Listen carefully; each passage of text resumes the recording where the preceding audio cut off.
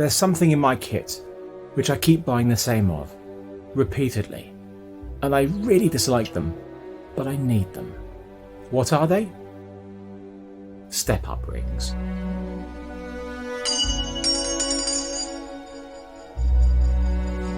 These are my step-up rings.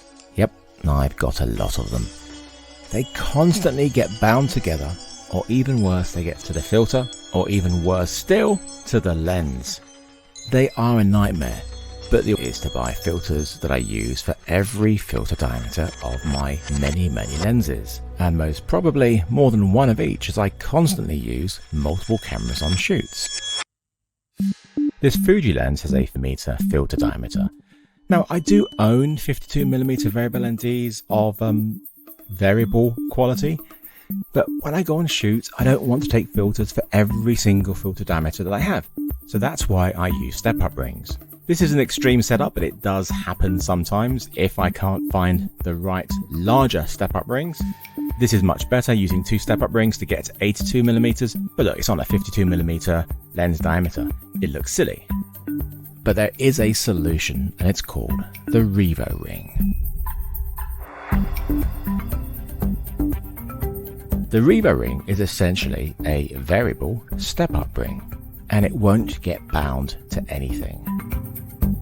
The two that I've been using for the past few weeks are for lenses with filter diameters of 46 to 62mm, and for filter diameters of 67 to 82mm. With these two REVORINGs, I can use any filter brand that I want. This 67 to 82mm REVORING takes 82mm filters on the front, so no more searching for filters or step-up rings for anything in that range. All you need is 82mm. The 46 to 62mm one takes 67mm filters on the front. There is a smaller REVORING which I don't have right now, and that covers the 37 to 49mm range, and that one takes 52mm. And if the Kickstarter stretch goal is reached, they're also going to bring out an extra large one which covers 82 to 95mm filter threads and takes a 95mm filter on the front. They are so easy to mount and very solid. You just turn the mechanism to open the blades. You then place it over the lens so the blades are in the inner diameter. You then release the mechanism, turning it slightly anti-clockwise to engage it with the thread of the lens, and then give it a small turn clockwise to lock it in. That's it. And then to take them off, you just twist the REVORING clockwise to disengage the blades from the thread, and it's off. It's that easy. You can also buy the REVORING all-in-one. This has a built-in variable ND and circular polarizer. These are high quality filters from H&Y. The variable ND cuts light from about 1.5 to 10 stops, and it's really high quality, and I noticed no colour shift when using it. Very impressed. I was also filming at the end of a 200mm lens here, and many variable NDs are soft at this point. Not this one, absolutely pin sharp. And there's also hard stops that stop you going past the maximum and getting that dreaded cross pattern. When I was asked a few months ago whether I'd be interested in making a sponsored video about the REVORING, I gave the same answer I give to any inquiries like that.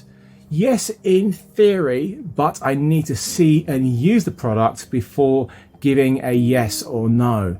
I can't make a video that recommends something if I don't actually like it and it isn't something I would actually use. So obviously, I really like it, and it is something I have been using a lot.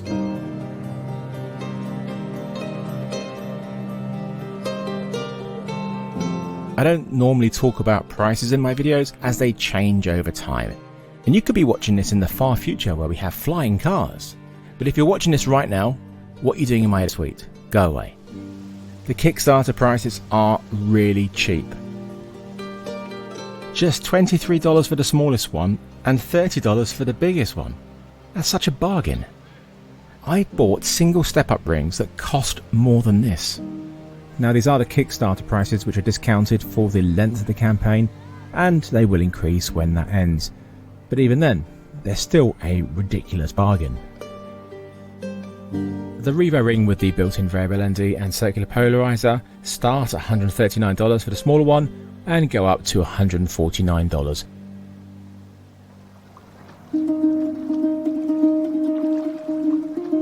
I know some people worry about backing products on Kickstarter. I mean, I do. I'm actually waiting for quite a few things, including one I backed 6 years ago. At H&Y, not some startup with no experience, they've been making high quality filters since 2009. Launching products via Kickstarter gives customers a chance to get the products cheaper than the full retail price. And it is a successful business model used by many companies, like Peak Design, for example. It's such a great idea and so well implemented. I just wish they'd made it a few years ago. It would have saved me a fortune on step-up rings. Hopefully though, with this, I won't need to buy anymore.